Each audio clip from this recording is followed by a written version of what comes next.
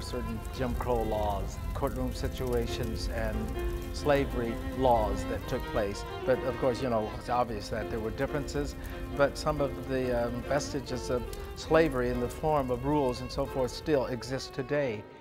Plasage is what you would call a person that is subjected to a form of ownership, she being owned by another individual. The practice is called Plasage. Only in New Orleans and also the East Coast, the Carolinas, was there such a practice. Plasage is a word used to describe a young woman, usually at the age, or young girl, at the age of 12, 13, or 14,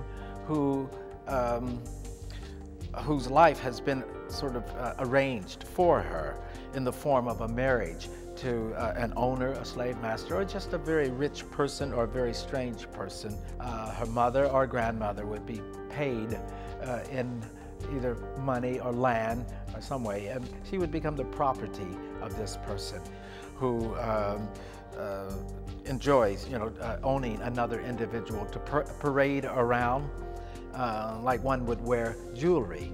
So the beginning of their career starts with her mother or grandmother actually selling her to this gentleman, and she is kept in a very lavish environment and dressed and placed on a pedestal and paraded around during certain celebrations, such as large cotillions or balls or dances or whatever, you know, but they would actually parade them, and soulless individuals.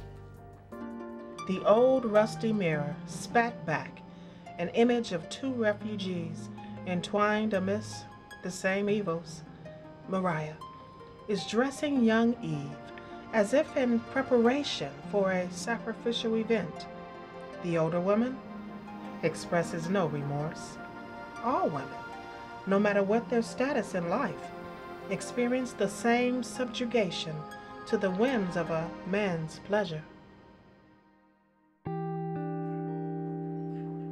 She strolled through the veils of cigar smoke, so familiar at these quadroon balls and masquerade parties. No longer the charming, innocent Plasage, her beauty had faded.